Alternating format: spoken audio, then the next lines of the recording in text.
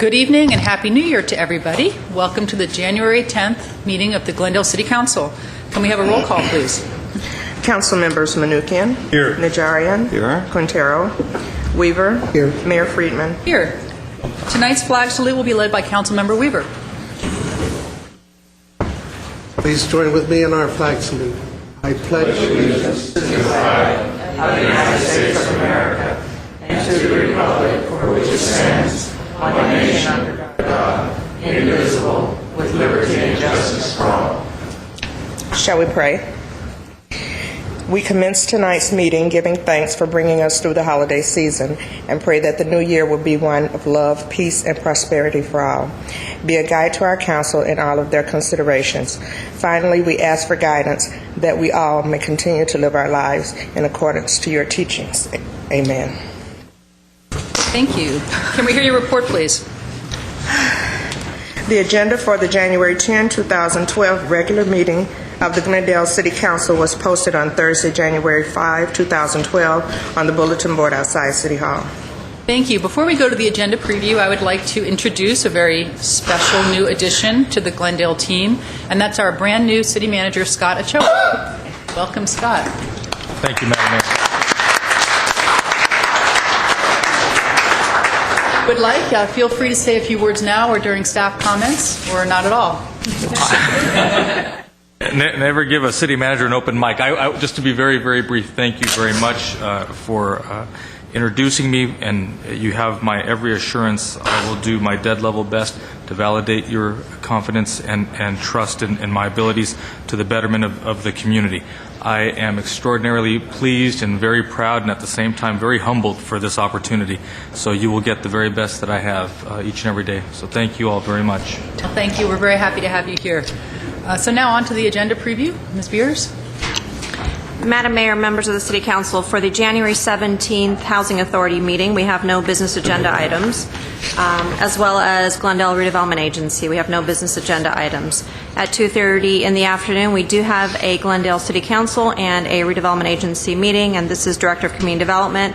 This is regarding safety enhancements to the Broadway Brazil at-grade railroad crossing within the San Fernando Road Corridor Project area.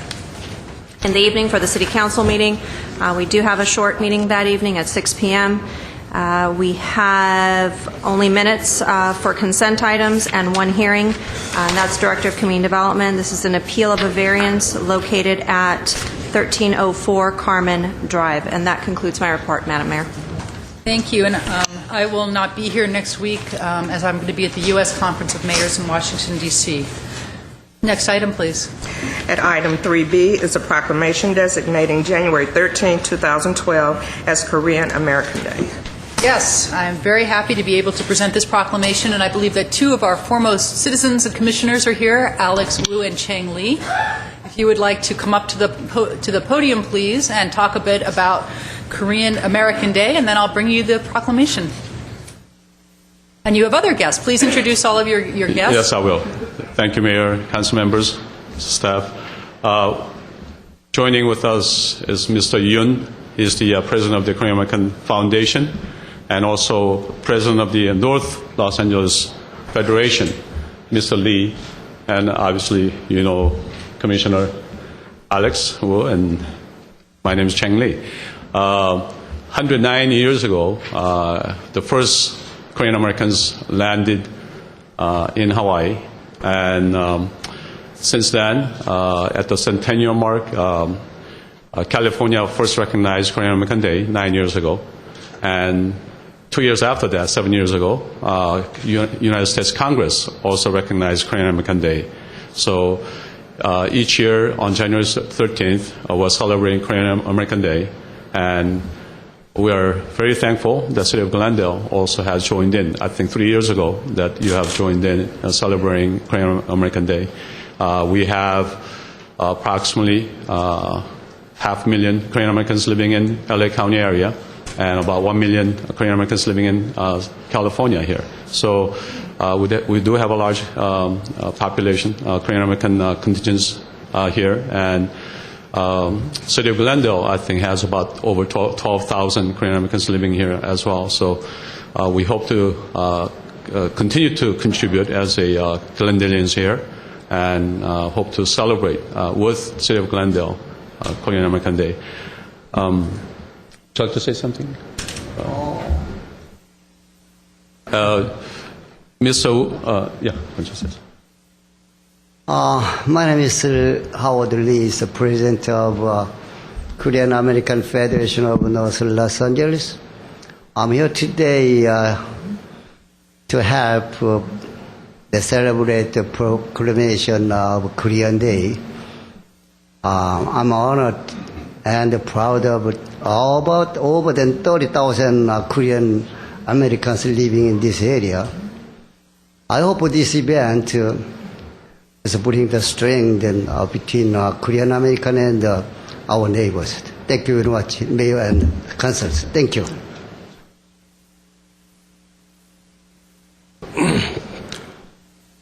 We Korean American community are very pleased to be here to say thank. There are two meanings for us. January 13 every year.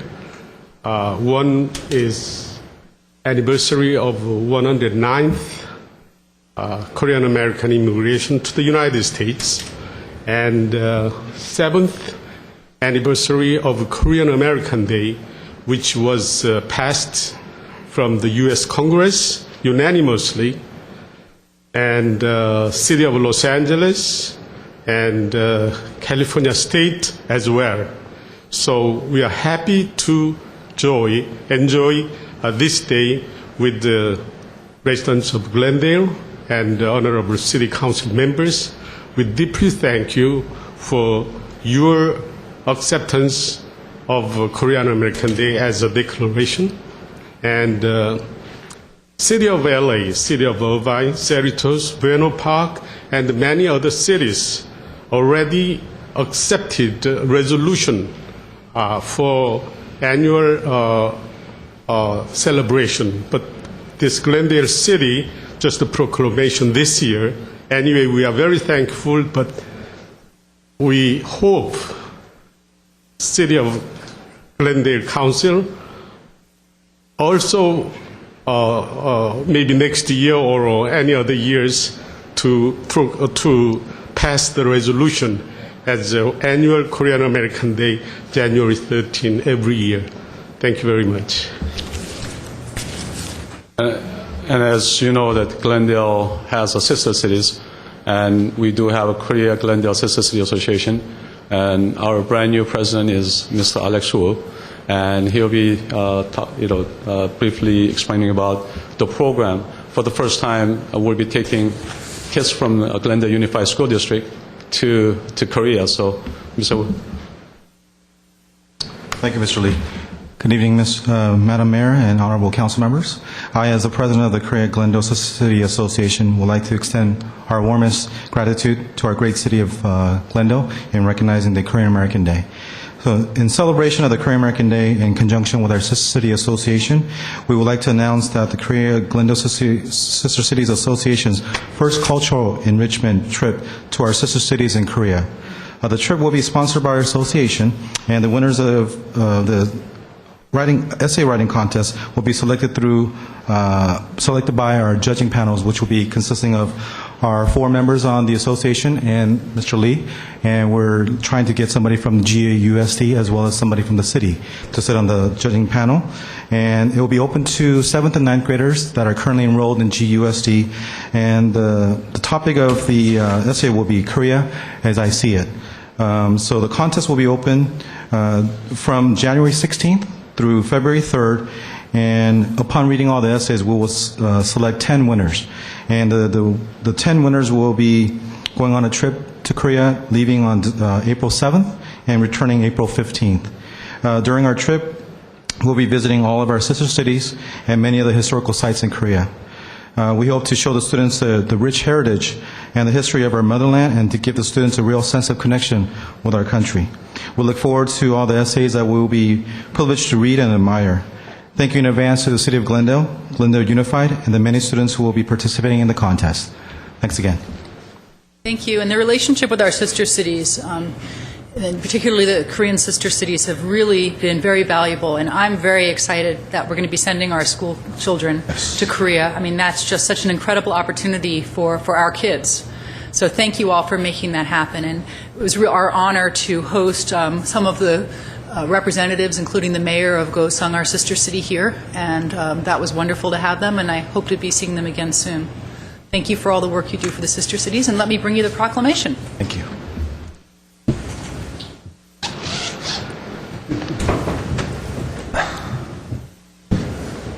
And other council members also join us too. Thank you. Up there? Yeah, please. Okay. Congratulations. 감사합니다. President. Very nice. President. So I guess follow up. I guess. You wanna, Yeah. why don't we all turn around and Yeah. take a photo? Want to join us? It's to you.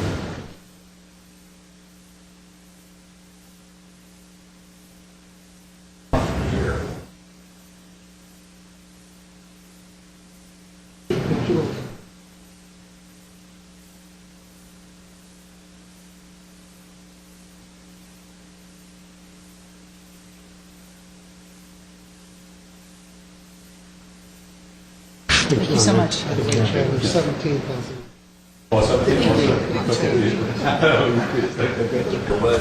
An age limit for that essay? 17, great. Can I apply? Yeah.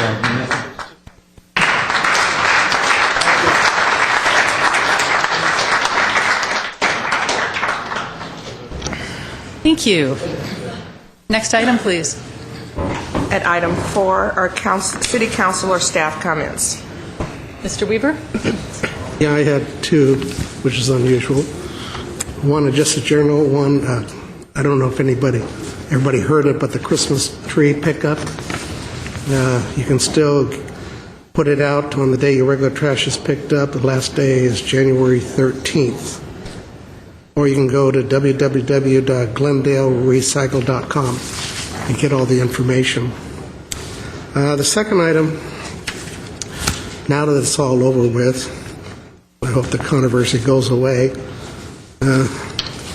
about the Glendale Rose Float. I'd like to thank the students and the adults that worked on it. More than 600 adults and children worked on it. Almost 900 signed up, and we're still sorting out the mess because we have to send community service hours to all the schools. We had over 13 schools that worked on it, from Pasadena to LA to Burbank and La Cuneta, Flint Ridge. Did quite well. More students worked this year than we've ever had, which was great. I received 3 emails after the event. 2 were quite nice, and one that wasn't so nice, which I'd like to read.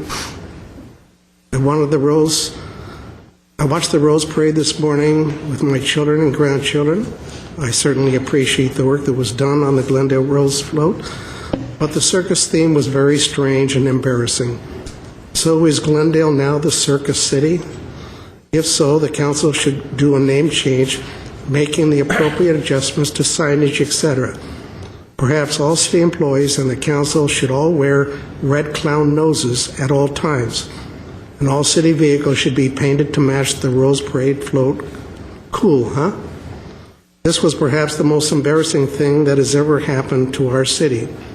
I'm moving to Burbank as soon as possible. Their council is made of clowns, but at least they don't advertise it. I'll be very happy to help that gentleman move to Burbank. So that was only a negative one. Going on, there were some misconceptions about the float. No council member, including myself, picked the design that was submitted, that was done by the Rose Float Association and presented to us. This is the third Rose Float where we've had an elephant in the parade. Third. It's not the first. Back in the 1920s, the circuses came to Glendale, and they established their circus tents out on northwest Glendale. And kids would get out of school and go down and fill the water buckets and bring water to the elephants. So there is a connection to Glendale if you want to look at our history. There's a misconception on the theme. It says, well, it doesn't match the theme. Most floats don't match the theme.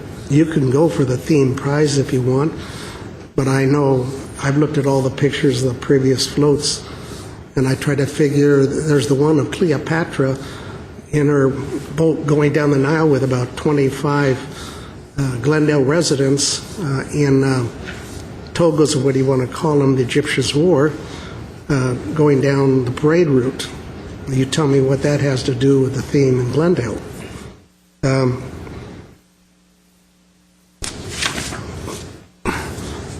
Everybody sees the float differently. Some see the elephant as depicting cruelty to animals, especially the elephants in the circuses. Most people did not. And believe me, I got the calls and I got the people coming up to me. Most did not see negativity in it. It was one of the favorite floats. Where we're decking, there was some 12 floats, 10 or 12 floats, and people came up like crazy and thought it was the best looking float in the location. That even came from the workers for the company that were coming up and telling us how beautiful it was. I received not one negative comment the entire time of decorating. I was interviewed by Channel 4, Channel 9, the Canadian NBC TV, the Vietnamese NBC, the Glendale News Press, the Crescenta Valley Weekly, Lancer Radio TV, and the New York Times, amongst others. I lost track. Never been voted or been interviewed so many times. I don't think I was asked maybe once about an elephant from a circus. You know what they want to know? How did you get the community to come up with the money to pay for a float? That's what they wanted to know. And that's what I told them all about. And even on January 2nd, Jess Duran was interviewed on Channel 5. Watched you, Jess. You did okay. He's the one that had to be up at 7 in the morning, or be over there much earlier to be for 7 o'clock. Another thing that bothers me to this day, the budget study session said it would take not only the cost of the float, but another $30,000 for staff support to put it on. I argued that that was untrue, but no one on the city staff, clear up, including the city manager, would believe me. Well, we did everything privately that would have been done by the staff. And I've added it all up. The cost was not $30,000. It was about $4,500. So I don't appreciate staff padding the estimates when I knew the truth, but no one would ask me or believe me. That does not sit well with me. I appreciate staff, but that was wrong. Lastly, I would like to thank the community who cared enough about one of the few traditions that we have left in this city and contributed almost $100,000 to make it happen. It was fun. It was well appreciated. A lot of people liked it. And I wish those that had a negative view would keep their mouth shut. I know it's a free country, democracy, but give it a rest. The vast majority of the people in this community loved the float. And the people that worked on the float and the people that picked the float had no bad intentions when they did so. It was all for the good of the city. I hope that is the bottom line on this, and the articles in the news press, etc. Cease. I have a feeling it won't, since I've said this here tonight. That's my piece. No more for this year. Thank you. Thank you. Mr. Nukian? Yes, I would like to take this opportunity to welcome everyone back, wish everyone a Happy New Year, welcome everybody back to this a year later, and it's good to see everyone sitting, smiling, healthy, safe. So everybody welcome back. I would also like to welcome our new city manager, Scott Ochoa. There's a lot of hopes riding on you. I'm sure you'll do a great job. Welcome aboard, and I wish you all the best. Yes, I have an important announcement that I'd like to make, and it's an announcement regarding a subject that has just come up in the last few days. I never thought that I would have to make it. It involves keeping a promise to the community, in particular, keeping a promise to our elderly and our disabled residents, especially the ones that live up Glen Oaks Canyon, to whom I promised, as a member of the MTA board, a service resumption of line 201 that was going to drive up Glen Oaks Canyon.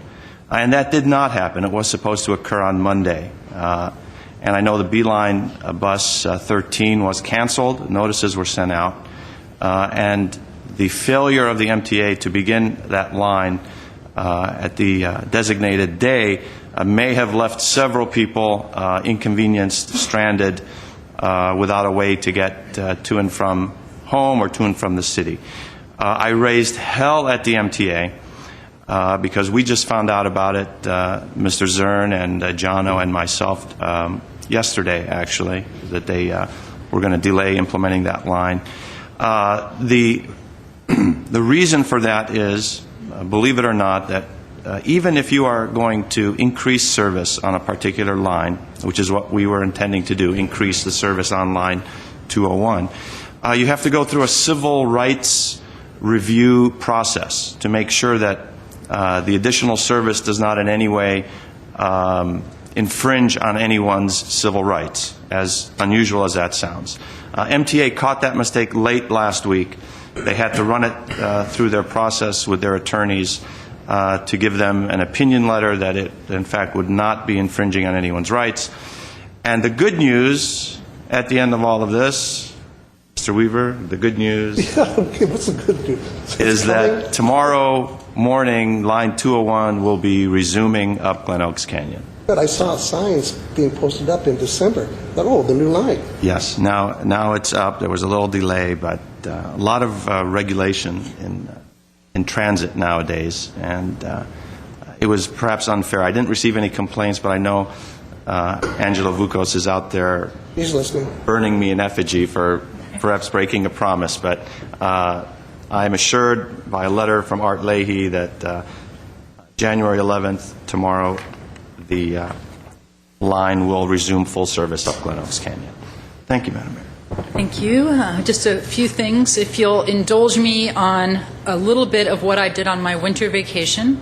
As some of you know, my husband is French and his family is in Europe, and we haven't been there in about 6 or 7 years. So my husband Guillaume's mother told us that if we didn't come this year, to not bother ever coming again. So we decided it was time to spend Christmas with the family. So we went off to Saint-Quentin, France, which is in the north of France. It's a city of about 40,000 people. And we went to the downtown one day where they had a little Christmas village of shops and displays. And what did we find? A booth by the Kiwanis, or as they call themselves there, the Kiwanis. And we met them, and manning the booth was a council member from the town. So we had a really nice little exchange with them where we talked about Glendale, and they talked about Saint-Quentin, and she even dropped off at my in-laws' house one of their agendas and budgets so I could bring it home. Now, mind you, this was a stack of papers like this, and I was going to be, traveling a little bit and flying home, so it was something that, and it was in French. So even though I appreciated the thought, don't tell them, but I left it in France. But I wanted to show everybody, they presented me with a Kiwanis Club from Saint-Quentin flag, and they're really interested in getting in touch with our Kiwanis here. So I will put Ms. Beers, who is a Kiwani, in touch with, Seroptimist. I'm sorry, but we have many here. one in the audience. We have Marcos here, and sorry about the service club slip-up. And they would like very much to be in contact with the Glendale Kiwanis Club, so I'll put you in touch if you're interested, and maybe you can get yourself a Saint-Quentin flag. Yesterday, or Sunday, I attended the second-year anniversary concert of the Glendale Philharmonic. where they did Peter and the Wolf, and Emo Phillips, who is a famous comedian and Glendale resident, was the narrator, and it was unbelievable. They just about sold out. It was an amazing concert. It was an amazing performance by Emo. I highly recommend that if you love music, to go and see the Philharmonic. I believe they're planning 6 concerts this year, which is 5 more. They're at First Baptist Church, and tickets start as low as $15. And they really have, kept this new symphony going on for 2 years now, and it's something to be supported by the community. So congratulations to them. Lastly, the last 2 days, I've been at Metropolitan Water District on behalf of Glendale, and I just have one thing to report, which is that last year was the wettest year in recorded history. This year so far is shaping up to be the driest year in recorded history. So unless things change, we're looking at a real kind of move back to our drought days. Now, not to worry, because there's really great ice packs that will slowly melt over the year, and we'll be getting the benefit of that water as it comes rushing down the Colorado River. But I just want people to know that the wet year of last year does not seem to be continuing into this year. We haven't come out of the drought, as some people seem to think. It's looking more like last year was a fluke, more than anything. So let's all hope for rain, and be sure to keep up our water conservation efforts, because we're definitely going back into some dry times. All righty. Are there any staff comments? Mr. Ochoa? No, ma'am. Okay. Next item, please. And item 5 are consent items, 5A through D. They are routine and may be acted upon by one motion. Any member of the council or the audience requesting separate consideration may do so by making such request before motion is proposed. I have no cards for oral communication. I'll move the consent calendar. Oh, I am sorry. I do have one card. Thank you for pointing that out. Mike Mohill. I'm going to pull 5C, and then can we have a motion for the remainder? Yes, I'll move the remainder. Second. Okay, can we have a roll call? Council members Manukian. Yes. Najarian. Yes. Weaver. Aye. Mayor Friedman. Yes. Okay, can you just read 5C into the record, please? Item 5C, Director of Community Services and Parks regarding Workforce Investment Act, Governor's discretionary 15% funds for the Veterans Employment-Related Assistance Program. At 5C1 is a motion approving award of Workforce Investment Act, Title I, Governor's discretionary 15% funds for the Veterans Employment-Related Assistance Program in the amount of $237,000 to Managed Career Solutions, Inc., and $115,000 to Glendale Community College, and authorizing the city manager to execute the contracts. Mr. Mohill? Good evening, Mayor Freeman, council members. Happy New Year's. City Manager Ochoa, welcome. Bienvenidos. I am a veteran of Vietnam, and when I came back from the service, we didn't have a program like this back in the 60s that I know of. And I'm happy that Glendale, with some other communities, are making an effort to help our current veterans get employment, housing, and all the other benefits that they surely deserve, because many of them have given the ultimate sacrifice for our country. And again, thank you, and bienvenidos, Senor Ochoa. Thank you. Move 5C. Second. Okay, roll call. Council members Manukian. Yes. Najarian. Yes. Weaver. Aye. Mayor Friedman. Yes. Next item, please. At item 6 is oral communications, and this would be the 3-minute event announcement portion.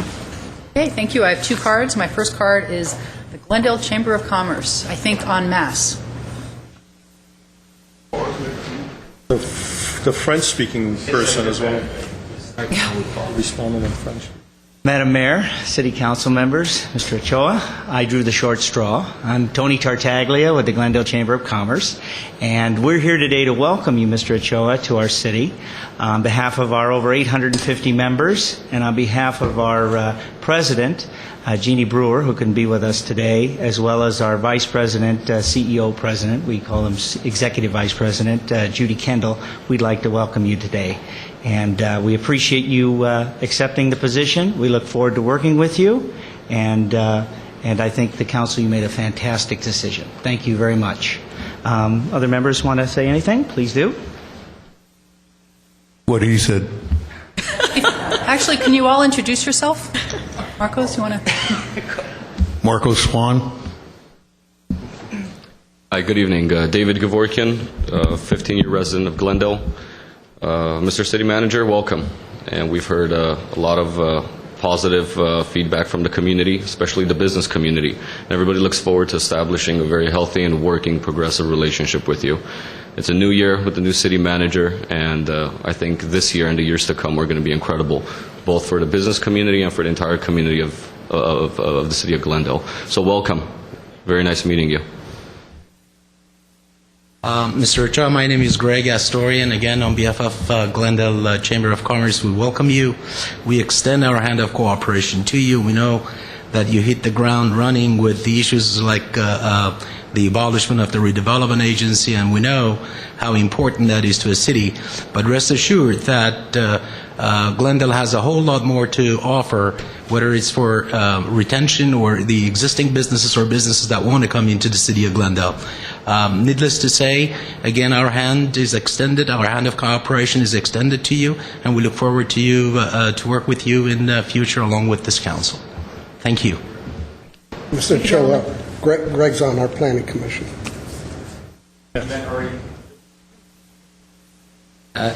Yes, informally the first time. Yes. I am quickly sort of getting to appreciate that this is like a huge small town. Just a very, very warm welcome in all corners. Thank you so very much. Thank you. Thank you, gentlemen. My last card is Leon Mayer. Good evening, Mayor Friedman, members of the council, Mr. Ochoa. Happy New Year to you. I'm here on behalf of the Friends of the Glendale Library, and we'd like to tell you that on January 25th, 7 o'clock at Central Library, we will present Steps to the Summit. I don't know if that's going up on the, I guess it's not there yet. Steps on the Summit. The thrilling story of two Glendale residents who scaled the 7 highest peaks in the 7 continents and lived to tell about it. And their story will be told in the form of the book and other videos that will be presented on January 25th. Now, our program is being co-promoted by the citizens, the Character and Ethics Committees working with us on this particular program. And Paul and Denise Fijak went to Hoover High School. He was an Eagle Scout. Their mother works at the GAR, Glendale Association for the Retarded, and she's also a teacher at Glendale College. So it's a local type program in a way, but it's for everybody in the community to come and enjoy this. And we already have our programs for February and March, and I'll tell you about those at a later time. But right now, come on January 25th, which is a Thursday, 7 o'clock. Parking is validated from parking at the Exchange on the Maryland, and it'll be a great evening. No reservations are necessary. There's no charges for coming, and it'll be a great event. Again, the seven highest summits on the 7 continents of the country, of the world. And this couple is one of about a half a dozen couples, married couples, Paul and Denise Fijak, who've accomplished this great feat. And we can honor them by being there, buying the book, and incidentally, the proceeds will be going to the Challenged Athletes Foundation. The Challenged Athletes Foundation are athletes who have overcome physical disabilities to excel in various athletic endeavors. So we'll see you then. Thanks again. We'll see you during the next week. We'll have the same announcement, and then we'll have the other announcements. And I have flyers here for just raise your hand as I leave. Thank you very much. Thank you. That's my last card for this portion of World Communications. Next item, please. At item 8A, Director of Human Resources regarding resolution of the City of Glendale providing for the establishment of classification titles and compensation for employees of the City of Glendale. At 8A1 is a resolution for the establishment of classification titles for GCEA and GCEA confidential classifications. Thank you. Mr. Doyle? Have our HR Director, Matt Doyle. Madam Mayor, members of council, the item before you is a resolution, the classification and compensation resolution. It's an amendment adding a single classification to this group, and this is the one represented by the GCEA bargaining unit. Anytime a new title or job classification is added, that requires that this amendment be brought before council and approved. In this case, again, we're adding one title. It's called an Employee Health Coordinator. This is a non-management position. If you'll recall, council, about 2 years ago, we significantly downgraded or downsized the Employee Health Services operation. At that time, we were operating essentially an in-house clinic where we had nursing staff, we had a medical office, we had medical equipment and such. And at that time, we made the decision, tough decision, to eliminate that operation and contract the service out to Glendale Adventist Medical Center. At that time, we eliminated 4 of the 6 staff positions there, and we kept 2 remaining positions, one a management level position of the Health Service Administrator, and the second a senior clerical position to more or less oversee the transition to Glendale Adventist and oversee the current contract that we now have with them. Last month, we had a retirement for the Health Service Administrator position, and utilizing this as an opportunity to restructure the organization. Essentially, we're going to be eliminating that management level position and keeping just one position within this operation. But I'd like to take that one clerical position and upgrade it to this Employee Health Coordinator title. This individual will be more or less overseeing the entire contract with Adventist, and hopefully they'll step up to the plate and be able to perform all of our health service needs in that newly restructured format. So with that, if you have any questions, I'd be happy to try and answer them. Are there any questions from council? Okay, yes, Mr. Chairman. Are you eliminating a position and adding another one? Is that because you were in the report? It says there are currently 2 positions.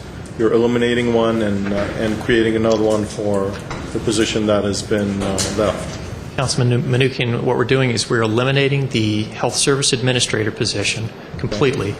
We're taking that one remaining position, that clerical position, and slightly upgrading that to this Employee Health Coordinator. So we are eliminating a position. It's going from 2 to 1. Is that eliminated position, is it being taken out of the salary range, all the complete report that you presented in terms of all the titles and everything? And the pay ranges? Is it being eliminated from that list as well? It will be. It will be. The one before you is just the non-management position, or the non-management resolution from GCA. Okay, thank you. The Health Services Administrator will cease to exist in our classification. Any other questions? Okay, I have 2 cards. Mike Mohill to be followed by Herbert Milano.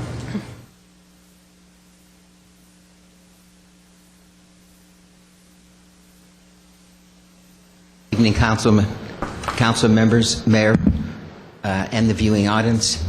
I'm happy to see we're doing some reorganization within the employees of the city of Glendale. We've had approximately 15,000 people leave the city of Glendale since the last census. Does the number of employees reflect that in the city of Glendale? Do we have more chiefs than Indians? I hope with the new management we can look into this situation so we can have fewer managers. You know, the country is downsizing. I don't see that happening in my fair city of Glendale. We hear a little bit here and a little bit there, but nothing of significance. We have thousands of people unemployed. Thousands of people making a decision, should I turn my lights on or off tonight? Should I run my water today? What about electricity, water, gas, heat? People are making choices here every day tonight. They've called me on the phone. They say, Mike, utility rates are going up. So what is the city doing to change this? Are we going to change? Excuse me, talking about utility rates are off topic. I understand. So are we going to somehow reorganize better the city of Glendale so we have fewer employees so the taxpayers of Glendale have to pay? Thank you. My name is Mike Mohill. Herbert Milano is my last card.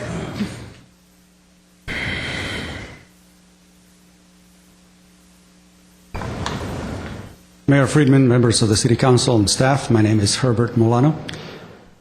I looked over the ordinance and for this particular changes for this position, and I would like to ask if in the future we could actually have the actual total gross annual salary plus benefits and have a fully burdened disclosure of what this actual position changes are going to be. I think that having year-to-year comparisons would be a move in the right direction for additional transparency. And I also like to ask a question that has been in my mind for a long time every time I see these particular changes in personnel. Even though there are only a few changes, the report is accompanied by a fairly long list of positions and a statement of their earnings and the various different steps, up to 9 steps for many of those positions listed. I know this could be just a general protocol that the city always does and present the whole package of all of the employees that belong to that particular organization. But I always wondered, why is that included? And the most essential information, which is what is the total gross salary that is being proposed, is not included. Perhaps you can give us some answers. Thank you. That's my last card. Yes, there is a number in terms of the savings, the annual savings. It's $172,000, is that correct? And that includes the total compensation costs, including the benefits? Councilman Mnookin, yes. That includes all the savings from the elimination of that management position, and it also includes the increased cost of taking that clerical position and slightly upgrading it. So, but that does reflect the fully benefited load on that management position. What is the salaries for the new position? Salaries for the new position, the salary range. Because I didn't go through that whole big report. How many pages is it? The salary range, sir, is monthly salary. The bottom step is $3,682. Top step would be $5,652. Thank you. So $40,000 to $60,000, basically, around there. Yes. Thank you. I'll move 8A1. Second. Roll call, please. Council members Mnookin? Yes. Najarian? Yes. Weaver? Aye. Mayor Friedman? Yes. Next item, please. Item 6 is oral communications, and this is, discussion is limited to items not a part of this agenda. Each speaker is allowed 5 minutes. Council may question or respond to the speaker, but there will be no debate or decision. The city manager may refer the matter to the appropriate department for investigation and report. Thank you. Are there any other cards? Okay, my first speaker is Mike Mohill.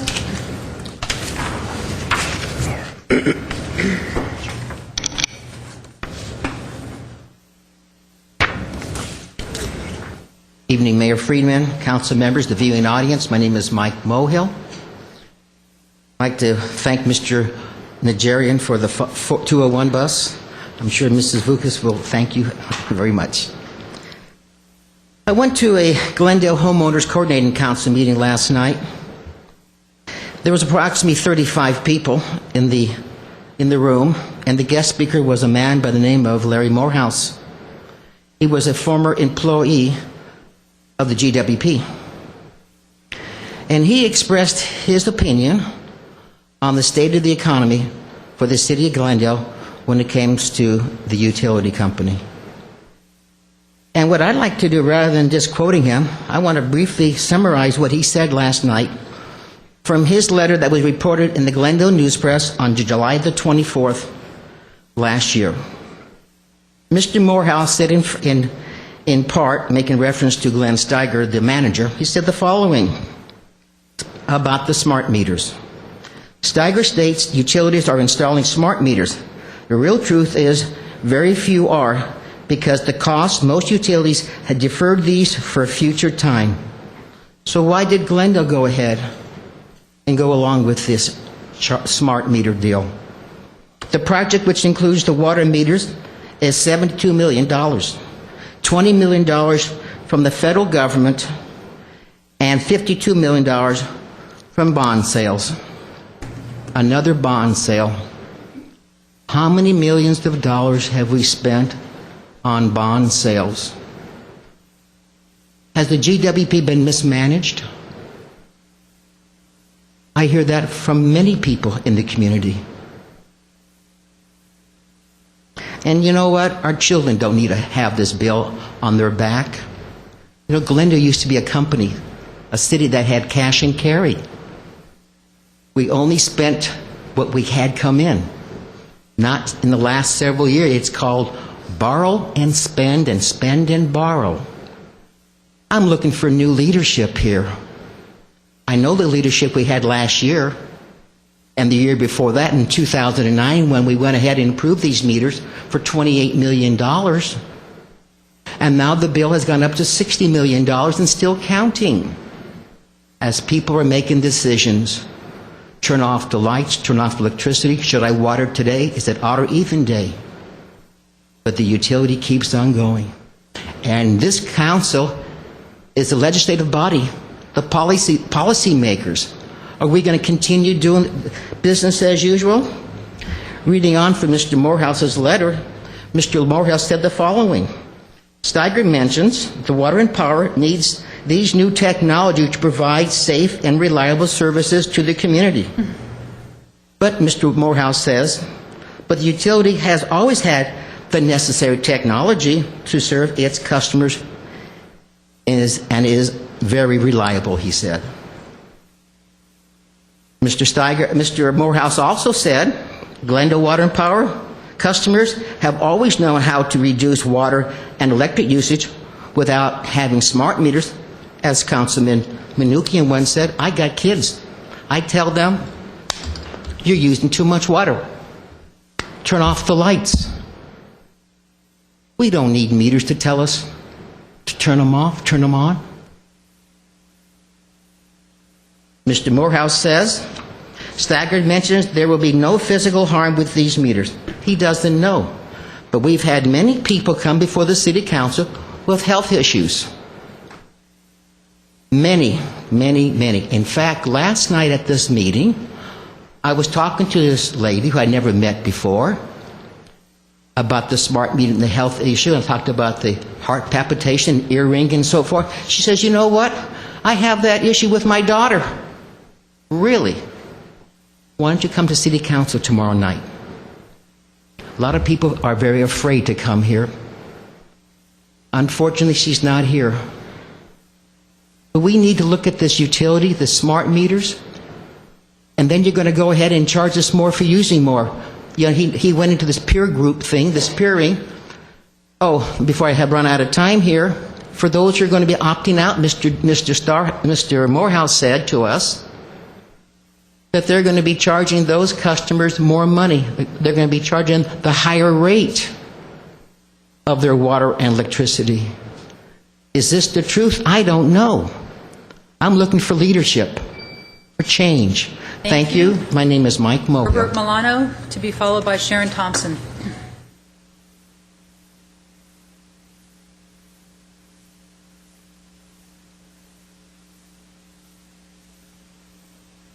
Mayor Friedman, members of the City Council, City Manager Ochoa, welcome to the City of Glendale. I know you have quite a task ahead of you. My name is Herbert Milano. I think I want to address the City Council and indirectly, in so doing, address Mr. Ochoa with what I see are some of the challenges that the City of Glendale faces. Mr. Ochoa is inheriting a trend that to many people is very troublesome. When Mr. Starbird, his predecessor, joined the City of Glendale, the budget of the City of Glendale was significantly under $400 million. During his tenure, the population of Glendale hardly changed, and our budget is now $850 million. The city's debt has increased by several hundred million dollars. The The costs for many of the city departments, like police and fire, have more than doubled during that period of time. And yet we have very few measures of performance for that increased expenditure. When a new city manager comes along, he's got, I think, a few months of what we call a honeymoon period, where he begins to learn more about the city and the staff and some of the trends.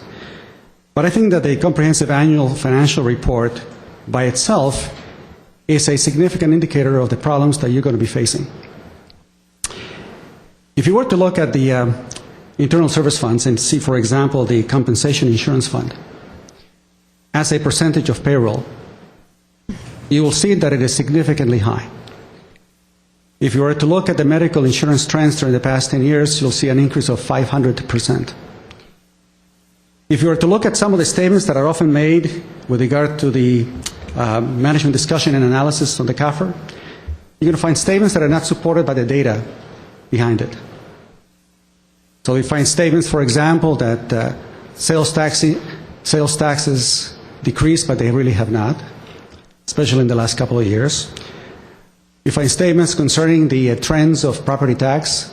There was a very minor decline, and Glendale is fortunate to have an incredibly stable real estate market. And so our property taxes have continually brought significant amount of revenue, combination of redevelopment and regular property taxes. So the city has had an 1,100% increase in property taxes since 1978, when Proposition 13 came along. During the years, and I've been coming here for 10 years, I've heard time and time again a blame on Proposition 13 because back in 1978, the rate of tax and taxation in Glendale was low. But something significant has changed, and that is that the parcels of land that in the past were in a very large lot with a very small house eventually sold and turned over into apartment buildings. So instead of receiving maybe $800 or $1,000 a year in property tax, now you get $10,000, $12,000 a year in property tax. So even though the rate may have been smaller than other surrounding cities, we have increased our property tax revenue significantly. Glendale also has had a significant increase in its commercial sector. A lot of high-rise buildings, commercial buildings that have come up, increasing the tax base.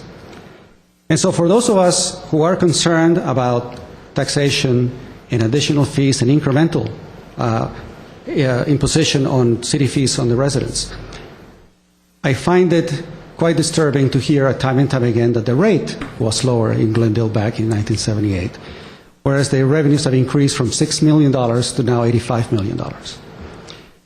And it is my hope that we present and that the city manager presents the information with clarity and without ambiguity, especially when some of us come before the city council with having studied the numbers, having done our due diligence to become informed, and to be treated with a certain amount of respect that when we sit down, that our words are not turned or misinterpreted or a misleading statement made, which is oftentimes the case. I know that you have a significant task ahead of you, and it is my hope that you'll have a successful run here in the city of Glendale for many years to come, and that you're able to hopefully turn the tide and control the expenditures and have a city that will become a lot more productive than it has been in the past. Thank you very much for everyone. Thank you. Margaret Hammond, to be followed by Sharon Thompson.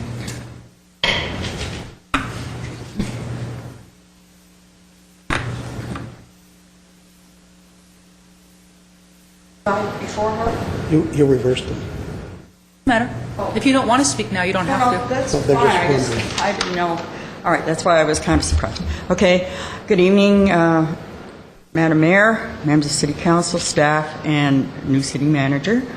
My name is Margaret Hammond. I am a 52-year resident of the city of Glendale and love it and fight for it every time I can. I have a couple things going. Number one, don't forget your bulky item phone call to get rid of that junk off the street, the old couches and so forth. 818-548-3916. Is that right? Yeah. All of a sudden, okay. I know I've set up, and then I go, Now, I do want to say one more thing. Over the holidays, and I know we're kind of into the new year, but if you look on the social pages of the news press, and I do that because many of my friends are involved in all of these events, most of the parties and the galas and the festivals, they all were, a lot of them, volunteers and working to make donations for the less fortunate. If you look in the paper, you will see over and over. And several of the groups, my one little one that I belong to, the Women's Athletic Club, we have, you know, it's 1924 it was founded. And we had a tea. And at that tea, I think there were maybe 40 ladies. And out of their own, not raised by outside, but out of their own pockets, we sent like $350 to Glendale Healthy Kids, and I think about $370 to the Alexandria House, which is for battered women and children and so forth. But what I'm saying is very generous. The people of Glendale are just marvelous people to want to help people in distress. So I do think that we should be congratulated and whatnot. One of the big events of my life was riding on the Rose Float on the year that it was the one-man band. And that was and it was great fun, And I have the pictures and so forth, and people still ask me about it. And also, I worked 14 years in Monrovia. I worked for a company, Architects and Engineers, for it was 14 years we spent in Monrovia, when it only was a little whistle stop. Right, very little. Even still had an old Woolworth store. All right, now I'm going to get to the mean stuff. I understand the redevelopment agency is closing down. Why did we send them $12 million of our money when it's closed down? We're the only city that did that. And we're $17 debt, right? And now, what about those employees? Who's going to pay those employees? Are we going to be stuck with their pay? Because it's always like the deal with the smart meters. Oh, well, we're going to save money because we don't need meter readers anymore. Oh, well, when I kept asking and asking, what are you doing with those meter readers? Oh, we're going to absorb them into the workforce. What are they being absorbed as? If they were meter readers, where's the job? You know what should be done? Reading the paper, the Parks and Rec complained about the private company, $1.5 million a year, I believe we're paying. I might be a little bit wrong on that figure. And they're not doing their job. You mean to say that the gardeners, we have staff gardeners. You mean that our staff gardeners have to have assistants in the way of private gardening? Hello, this doesn't sound right to me. I mean, it seems like we go on and on and on with these things. And I'm saying again, the idea that all this money that we're putting out and for not getting services, if we're paying for meter readers that aren't reading meters, and we're going to pay for redevelopment employees that aren't, there's no more redevelopment, no more services there. It's like going in and asking for a haircut, paying for it, not getting your haircut. I don't think that's fair. Not for me anyway. And all that money that we're spending and wasting, we need more police presence. That's where that money should be going. Especially with all these people that are being released from prison, all the things that are going on all around the city, it's unbelievable. Every day it's some scary thing. I mean, really. I do not feel that the money is being wisely spent. And to keep on paying for something we're not getting is ridiculous when we have something we need and should be paying and having those services of the police department. We need them. I've said it over and over. Like being in the out west and having a sheriff out there having a shootout with the bandits. And that's what it is. Let's face it, all you got to do is read the paper. But anyway, again, and then there's a letter that went out from, I think it's the electorate, that says you can say you do not want to pay the increase. Hey, and Ms. people Hammond, don't realize your time is up. Thank you. Thank you. But I think that people should know it. Okay, Sharon Thompson.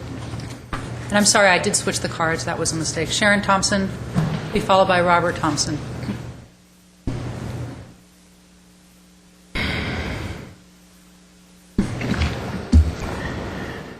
Good evening, Madam Mayor, councilmen, staff, and the public. My name is Sharon Thompson, and I will be reading from excerpts of the past newsletters and newspaper publications. An excerpt from the August 24, 2008 Vanguardian's newsletter, page 2, by Barry Allen, formerly known as Alan B. Silverman. I grew my security and investigative business to 1,000 employees. I applied for a detective license. I could enthrall you with the many stories of investigations. Suffice it to say, we were very successful. I settled in Orange County and got into the radio business as a talk show host. I was using my name, Alan Silverman, and callers had a hard time with it. A focus group helped me with the decision to take my first name, Alan, and my second name, Barry, and gave me the name Barry Allen. Another excerpt from the March 25, 1985 Farmington Observer newspaper, Farmington, Michigan. Headline: Police nab suspects in counterfeiting. Acting on a search and seizure warrant issued by the U.S. Magistrate Lynn Hu, Secret Service agents confiscated $335,000 in counterfeit $20 and $100 bills, plates, a press, and other suspicious printing materials.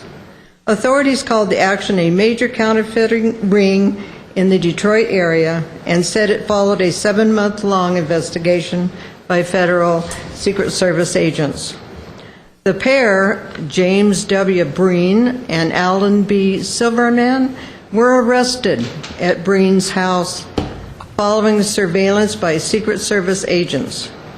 Wayne Welch, special agent in charge, said the Secret Service was first alerted on October 19th. Since then, he said, counterfeit notes had been distributed in the Detroit area, and a couple phony notes had appeared in Los Angeles and Orlando, Florida. An excerpt from the March 23, 1985 Detroit Free Press, Detroit, Michigan. Headline: 2 men charged with counterfeiting. The owner, a print shop, and the co-owner of a security and detective agency were charged Friday with running a major Detroit area counterfeiting ring. James Breen, owner of QPS Print Shop, and Alan Silverman, who we know today as Barry Allen, co-owner of Security Services, were arrested early Friday, says Wayne Welch, a special agent in charge of the U.S. Secret Service office in Detroit. Secret Service agents seized $335,000 in counterfeit $20 and $100 bills, an undetermined amount of counterfeit Co-America bank cashier checks, phony government seals for authenticating birth certificates, a printing press, and various counterfeiting supplies. Bills allegedly produced on the offset printing press have turned up in Los Angeles and Orlando, Florida. Welch said about 15 offset printing plates were used for producing different family of notes. This is a pretty good-sized case, Welch said. So that the public can read these materials in their entirety as they were printed, I am making them a public record and will now hand them over to the city clerk. Thank you very much for your time. Thank you. Robert Thompson, to be followed by Bill Wiseman.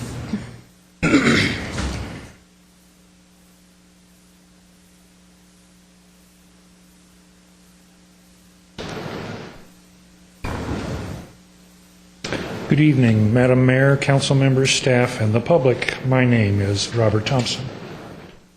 For your information, I will continue to read excerpts from publications of the past. Excerpt, April 4th, 1985, Orlando Sentinel, Orlando, Florida. Headline: Fake bills might have come from a plant near Detroit. More than $7,000 worth of bogus bills mailed to about a dozen people in Orange and Seminole counties last January have been linked to a counterfeit manufacturing plant near Detroit that was raided last month by U.S. Secret Service agents. Agents determined this week that the counterfeit $100 bills, which were sent anonymously to Florida residents in plain brown envelopes with no return address, contained the same serial numbers as some of the bogus bills seized March 22nd at the plant in a Detroit suburb. When agents raided the plant, they seized about $335,000 worth of counterfeit $120 bills. They also confiscated a press used to make bogus bills, along with counterfeit cashier's checks, Social Security cards, and birth certificate forms, said Wayne Welch, special agent in charge of Detroit Secret Service office. Agents also arrested the owner of the plant, James William Breen of Livonia, and Alan B. Silverman, who we know today as Barry Allen, of Farmington Hills. Both were charged with possession of and passing of counterfeit currency. Both suspects have not said why they sent the bogus bills to Florida residents. The envelopes sent to the residents were postmarked in Inglewood, California. Welch said that the bogus bills had been passed at grocery stores, department stores, and at banks in the Detroit area. Excerpt, July 3, 1985, Orlando Sentinel. Headline, Bills in mail were counterfeiters' trick. Secret Service agents said Tuesday they have cleared up the case of the phony $100 bills sent Orlando area residents. Agents said the bills were mailed to shore up the defense of a man charged with passing counterfeit money. The man claimed he received the bills by mail. The bills were sent to throw up a smokescreen. Orlando Special Agent Dan Stebbins said the mystery mailing started after agents arrested Richard Wayne Gibson on charges of passing counterfeit notes in Orlando. The mail scheme unraveled after agents in Michigan closed a counterfeiting plant near Detroit, seizing more than $335,000 in phony money. The money bore the same plate numbers as the bills mailed to Orlando residents. Agents learned Gibson had received the counterfeit bills from the plant operators James William Breen and Alan B. Silverman. Both are awaiting sentencing after pleading guilty to charges stemming from the case. Gibbons took the bills on consignment, agreeing to split the genuine money received as change for the phony $100 bills. Gibson used to work for Silverman. After the arrest of Gibson, Silverman sent bills to an acquaintance in Los Angeles, David Osborne, and asked him to mail them to randomly selected Orlando residents. Osborne found names and addresses in an Orlando telephone book and sent the phony bills from Inglewood, California. He has also pleaded guilty to the charges in the case and awaits sentencing. And lastly, from the Federal Bureau of Prisons Inmate Locator website. Inmate name, Alan B. Silverman, known today as Barry Allen. Inmate register number 06777-039. Inmate release date. After serving sentence time, Mr. Silverman was released on July the 26th, 1986. So that the public can read these materials as written in their entirety, I am making them a public record and will now hand them over to the city clerk. Thank you. Madam Mayor, may I ask a question? Are people being allowed to come up here with us with cameras and take pictures? This is the first time in 15 years I've seen it. If they can do that, I'd like to know how many more video cameras. Everybody wants to walk up here. I think that was the press. Huh? I think that was the press. And actually, people are allowed to videotape us from the audience and take pictures. From the audience, but coming up here, is that We've new? allowed the press to do that. In fact, they were up here tonight when we were with the Korean. I didn't know who he was. He just comes up here. We'll ensure that they have the appropriate credentials, sir. Thank you. Yes, sir. Bill Weissman, followed by Sharon Weissman, and that's my last card.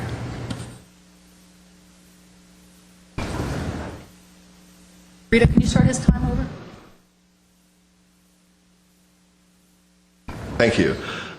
Good evening, Mayor Friedman, City Council members, city staff, and the public, and welcome to our new city manager, Mr. Ochoa.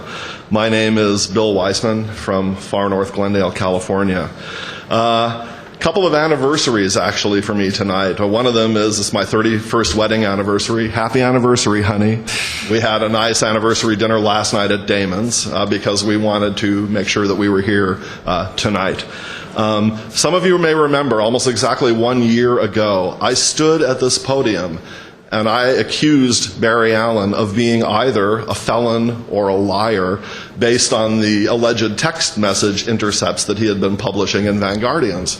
Little did I know that those two things were not mutually exclusive. I have to say, the biggest travesty about this whole affair is the fact that this has to be brought to the attention of the public by ordinary citizens and not by the Glendale News Press or other media that have absolutely shirked their responsibility to cover this. In fact, the news press has a cozy relationship with Mr. Allen, and their reporters talk to him on a regular basis, and I hope that that is going to end now. It has always seemed to me that Barry Allen makes his living from Vanguardians, that money that's donated to them is what puts gas in his car and food on his table. I think he needs to be constantly stirring up scandal and controversy to keep a steady level of donations flowing into Vanguardians. I believe it's my opinion, he uses the Vanguard Weekly, at least in part, for carrying out his own personal vendettas, smear campaigns, innuendo, and character assassination. I know for a fact that many of the articles published in Vanguard Weekly purporting to be factual are actually fictional, as are many, if not most, of their letters to the editor. If it's true that Barry Allen is a convicted felon, I think that disqualifies him from credibly criticizing the ethics and morals of others. I don't believe that Barry changed his name from Alan Silverman because of a focus group. I believe he did it to conceal his criminal record. It seems to me that Barry Allen has employed the use of multiple aliases for decades as part of a deliberate strategy for the purpose of deception. And I'm curious of other things that convicted felons, are not allowed to do, like voting or owning firearms or possibly being the active director of a public company. Have these things been investigated? Has Barry Allen ever voted in Glendale? And if so, has he had his rights restored so that he is able to vote as a convicted felon? It occurs to me that any document that Barry has ever submitted to any government agency or any media organization is now suspect. It could be counterfeit. It could be forged. He has a background in doing this. And note that the news stories about his arrests and conviction were not only for printing his own money, but printing his own birth certificate seals and Social Security documents, items whose only purpose is the creation of false identities. It seems to me that Barry Allen is playing fast and loose with the Internal Revenue Code and operating his 501c3. And it is my opinion that he should be audited immediately, if not sooner. Where does the money come from that he gets, and where does it go to? This is something the public deserves to know. And it's also long past time to reduce the inordinate influence that Barry Allen has on the city of Glendale due to his close personal relationships with sitting city council members, sitting planning commissioners, former council members, major Glendale realtors, and reporters from the Glendale News Press. I wonder why so much attention is paid to Barry Allen when he is not even a stakeholder in the city of Glendale, since he doesn't live here, own a business here, or own any property here that we are aware of. It seems to me that Barry Allen's record of filings in Oakland County, Michigan, under multiple similar names, by their nature and volume, show indications of mortgage or real estate fraud, not to mention his federal tax lien, his divorces, his judgments, his levies of execution. I'm not a lawyer, so I didn't know what a levy of execution was. I had to look it up. That's when the sheriff seizes your property pursuant to a court order because of a judgment in a lawsuit. Barry is the active director of a publicly traded corporation, and he's made plenty of other claims that have not been substantiated. And folks, this is just the tip of the iceberg. There's going to be more to come. Thank you very much. Thank you. Sharon Weissman is my last card. Thank you. Good evening, Mayor Friedman, council members, and staff. I'm Sharon Weissman from Far North Glendale, and I came this evening to thank, actually, all of the council and staff for putting up with all the problems of governing Glendale, especially when so many, Barry Allen, as we've heard from recent speakers, and his cohorts, or maybe we should call them known associates, make it much more difficult than it needs to be here by muddying the waters with a lot of inappropriate complaints about the city and how it's operated. In fact, while I appreciate Herbert Milano, our neighbor from Los Angeles, being concerned about our Glendale Water and Power and how they operate, I want to thank our particularly the electrical side. We had a lot of winds, and in our area, our part of Glendale is only 8 blocks wide up there, and the winds were just as severe in our part as they were in the unincorporated area, which is serviced by a private company, Edison, and yet we had a few flickers when the winds were extremely high, but our lights stayed on, and our neighbors in the unincorporated area serviced by a private company did not get their electricity back for many days later. So I think our public employees should be thanked for their good work, and they don't get enough thanks. And also, Mr. Weaver, I think if the Rose Parade float was a success this year, I'm pleased. I think Glendale was lucky that there wasn't more negative publicity because of the circus elephant theme, particularly in view of the $270,000 fine for violations of the Animal Welfare Act that the owners of Barnum and Bailey Ringling Brothers Circuses had levied against them just a few months ago. So I think we're lucky, and I'm very glad that the City Council is taking a more active role in the coming years and looking at the design. And I hope that although there were plenty of volunteers, I'm glad to hear that. Thank the people that volunteered. I think you might even get more turnout if the float design reflects Glendale more directly and isn't so controversial, is more inclusive of all that. And lastly, what Margaret was trying to say before her time ran out is at the Homeowners Coordinating Council meeting last night, there was discussion that the law allows the water rate increases or changes that are happening here to be challenged if 51% of the ratepayers file an objection. So if anybody's interested in that, try to look up the appropriate authorities. I don't know what they are, but that's just to help Margaret a little bit. And lastly, I wanted to welcome Mr. Ochoa. You might not realize it, but I think you've just got a starring role in the best reality show in Southern California. So welcome, and thank you all for your time. Thank you. That's my last card. Is there any... Just the one comment, I believe in a nonprofit, if you take in a revenue of less than $25,000, you do not have to line item it, meaning Mr. Allen has never taken in even $25,000. I tried to check it out. Mr. Najarian?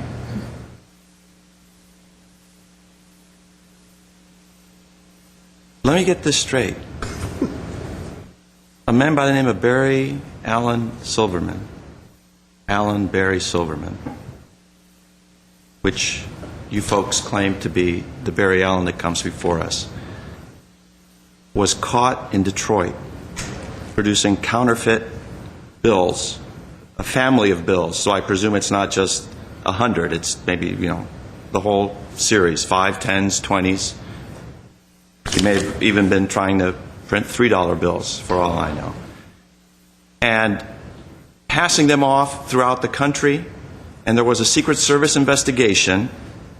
And so what he was doing was, from what I heard, the Florida component was his target, where they wanted to actually spend the bills. So to throw the Secret Service off the track, his cohort in Inglewood mailed envelopes with the bogus bills to strangers in the Orlando area, and these folks, unbeknownst to them, would spend it. So all of a sudden, there'd be a huge hit of counterfeit bills rather than just his man in Orlando spending the money. Something like that. And I hope you folks have the right man. I know Barry has some Detroit connections. I always suspected Barry. A few weeks ago, I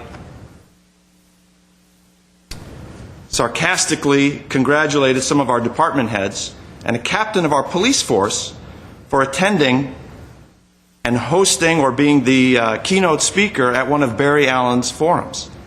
I find that to be a huge problem and a huge, at this point forward, a dereliction of the duty of the City Council to permit this to continue. So one thing I'd like to do would have, if necessary, an agenda item which would prohibit department heads and employees on their own time, presumably this meeting is during daylight hours, on city time, prevent them from city time speaking to this group because this counterfeit issue really bothers me. It really bothers me. It's a felony, if I'm not mistaken. I know it's punishable by up to 15 years of prison, if my criminal law serves me correct. And I hear that there was a guilty plea, too. And this is the guy that comes up and criticizes me for being unethical and criticizes former Mr. Starbird for being a crook. I mean, I think it's time for this community just to say enough is enough. And, of course, in that counterfeit rag is highlighted Mr. Milano's ad hominem attacks on myself, the mayor. So obscene, I would expect them to be scrawled, etched into the side of a bathroom wall. I think it's enough. But also what bothers me is he signed the ballot proposition, if I'm not mistaken, on the utility users tax some time ago. So what's going on here? I really want some answers. Is he comes and he uses city airwaves to make a plea for money to our residents. He was accused of defrauding the Thompsons. How was this not brought out? I mean, we as a city council have it upon ourselves a duty to protect our citizens. This individual is a dangerous individual where his intent, basically, when you counterfeit money, you, aside from personal gain, you're jeopardizing the credibility and the stability of the United States currency, which the United States economy is based on. And he's complaining about pensions? I mean, what's going on here? I'd like some answers from the police department. If this is in fact the Barry Allen, I think we need to know that. We need to warn our residents when he comes up and speaks and makes a plea for money and wraps himself in the cloak of a 501c3. The news press is in it with Barry Allen, a counterfeiter. What's going on with that? I mean, if this is just the tip of your iceberg, Mr. Weissman, boy, I'd like to see the whole rest of the show. Because I don't think there isn't one of us with a clear mind up here that didn't suspect Barry Allen and knew he was trouble and knew he was a finagler, and his band of merry thieves with him constantly attacking personally the members of this council and staff. I mean, here it is. Your instincts are right most of the time, they say, and this is really something that is shocking. I'm ashamed that we've had someone like that pleading to the community and claiming, what does he say, transparency? A convicted felon who served time in a federal penitentiary, possibly up to 15 years, is asking for transparency? What's going on, folks? This is the time for Glendale residents to stand up and say, enough is enough. And for those that give him quarter, and I think that's the proper word, to give him quarter. I know he was, looks like the manager of Foxy's has more intuition than many others in this community. But for those that give him quarter and permit him to fester his ideas and his criticisms, please think twice. For the prominent real estate professional, the commission member, please think twice. Because this isn't a game. You've aligned yourself with a dangerous person, a convicted United States felon. Mr. Manoukian? I just want to say a few words regarding the attacks on our department heads. The department heads and the captain who came to a hosted event that was hosted by me, not by Mr. Barry Allen, were at my request, and they came and they presented the information that should be presented by the city to all the groups in the city of Glendale. And I've made this plea before to everyone, and that is anyone who wishes for me to host any of their events, I'd be more than happy to. So I do appreciate the department head and the police captain who came out and talked about traffic, talked about rebuilding the streets, talked about the budget to individuals in this community who are residents of this community. I do appreciate their efforts, and they should not be caught in this whatever is going on. This is all a surprise to me, but we should keep them out of this and not into it, because they perform their jobs as they're supposed to in terms of relaying the information to the community and to community members. So I want to thank them for it. Thank you. Is there support for putting an agenda item as to, I don't know how it would be termed, but exercising some council discretion as to which community groups, or perhaps rather than say who we could meet with, who we cannot meet with, and base it on criminal records and convictions, et cetera? I was actually just going to ask for the clarification and see if there was a second. Madam Mayor, members of council, one, second, to bring back an item to set standards for staff to go out, or have a discussion with the city manager on that and the council. We could bring back some sort of agenda item if that's the council's desire. Because Mr. Mnuchin's point is well taken. He's the one who went and asked our department heads to go in and meet with this group. And it puts then the department heads in a very difficult situation, because tomorrow, if Mr. Hagani is asked to go and meet with them, or perhaps Chief DePompa, or perhaps our city manager to meet with this group, I think they would certainly be in a tough situation. So let's take the load off them, and let's leave it here to the, how did we say, the policymakers of this sort of thing. So at this point, sir, maybe what the best way to go about this, because in the context of this meeting and the discussions regarding what Mr. Allen may or may not be associated with, probably isn't best fitted for tonight.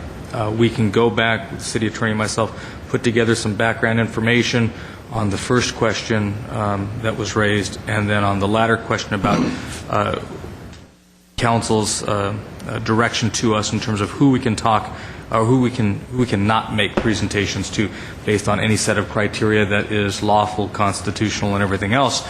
We can present that to you at a later time as it's on the agenda. That's my intention, to have it brought back with... And if I could, just one other, we can go back on the first question, Mr. Najarian, but there may be limitations. You mentioned the police department, for example. There are limitations on what they can use their tools for. This may not fall within that criteria, but to the extent there are publicly accessible documents available, that's all information that's in the public domain and can be referenced. Well, then I'll call up our public citizens who are unfortunately burdened with the saddled with the burden of bringing the truth out on someone that comes before council. That's fine. There'll be other ways of getting that. Okay, I just want to make a comment on a different topic. Oh, is there a second from anybody to discuss? Discuss which groups we want to go out and Well, if we want to have a groups? policy for city employees on city time and who they can go and address. I'm willing to discuss it if we want to sit here and discuss who in the community would choose to make presentations to, which is going to be, I think, an interesting discussion. And I'm very, very actually skeptical about the constitutionality of such a proposal, but I'm willing to discuss it. It's not a problem. Okay, you have your second for that. Yes, ma'am. Okay, and then I just wanted to make a quick comment about something Ms. Hammond brought up about redevelopment. First, we had a quite long presentation today about what's happening with redevelopment. I know you weren't here today. You may want to go back and watch the reruns and watch that. But in terms of what that money is being spent for, the money formerly spent for redevelopment, it's going to be spent on nothing in the city of Glendale, because that money is going to the state government to deal with their budget deficit. And that was the entire goal that they had in eliminating redevelopment, was to take money that otherwise would stay local. And let's be clear, when you talk about getting rid of those people who work in development, the people whose salaries are paid for by redevelopment include neighborhood services, Sam Engel and his group, which is responsible for code enforcement, for dealing with substandard multifamily housing, dealing with a lot of our issues around beautification of the city and graffiti removal. That's all funded by redevelopment. The funding for that now goes away. The Alex Theater renovations, in fact, the Alex Theater itself could be seized by the state at this point. We don't know. If we hadn't have transferred it to the city a few months ago, it certainly would be now owned by the state and liquidated, because that's their order, is that all assets of redevelopment agencies be liquidated. So the Alex Theater would be sold to the highest bidder. The city of Glendale would not get that money. It would go to the state. The improvements to our main library, that project now probably won't happen. And the money that was to be used for that will now go to the state to deal with their budget deficit. The funds that are used for affordable housing, which came through redevelopment, now will be lost. The funds that are passed through to the school district will be lost. And the joint projects that redevelopment pays for with the school district, and all of the other projects that we do in Glendale, and the list goes on and on and on. It was a longer list today. And with all of that, with all the talks of how this is all to fund the schools will not get one more cent this year, because of this takeaway. It's just going towards dealing with the state's budget problem.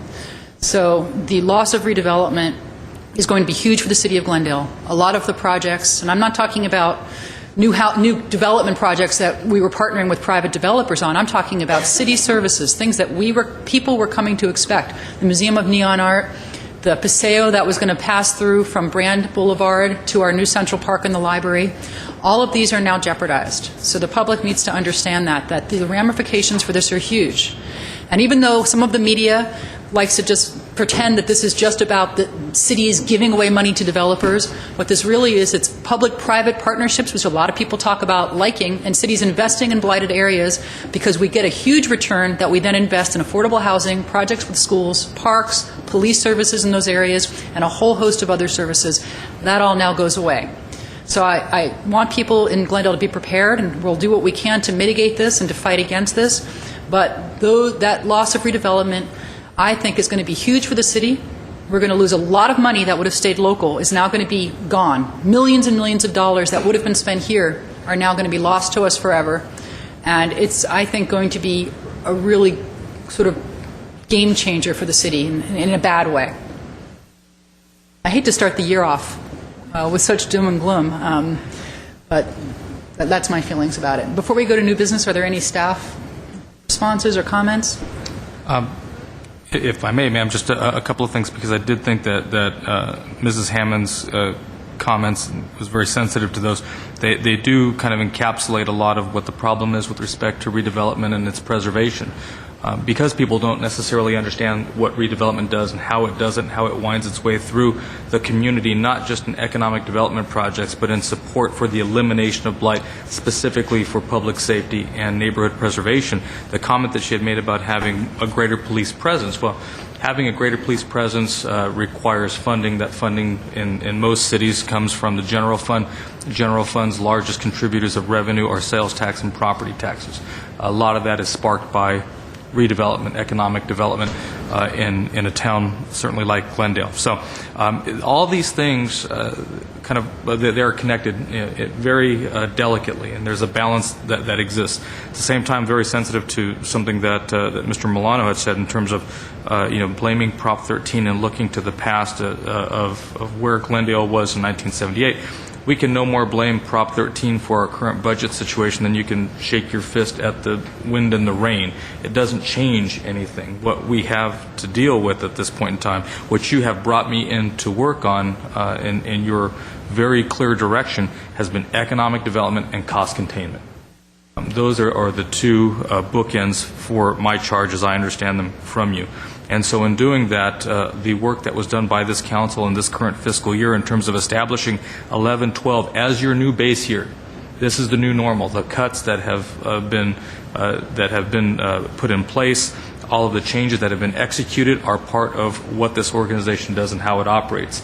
the road forward is what we can focus on, certainly understanding what has happened in the past, but not losing sight of the challenges that exist going forward. I understand that we need to grow new revenue. There may be instances, as we saw and are seeing with GWP, where there are needs for additional revenues for specific purposes that are tied back to specific services.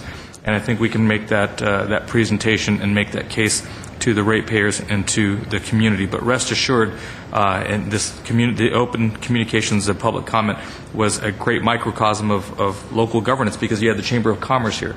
Truly, Glendale is open for business, and I think that we can make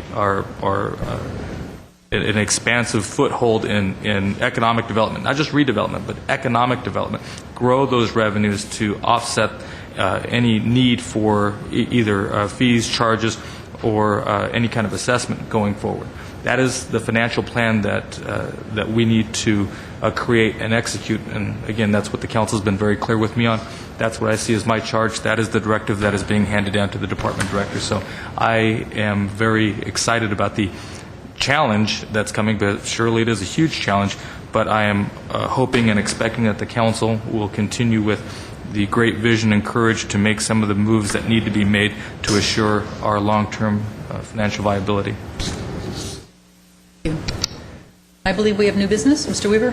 Yes, I'd like to move that the matter entitled Gorgorian versus the City of Glendale, Superior Court Case Number EC 054714, be compromised and settled for the full and complete sum of $28,000, and the same is hereby approved and accepted, and the Director of Finance is authorized to issue a warrant of in said sum for delivery by the City Attorney upon the execution by the plaintiff of release and dismissal with prejudice.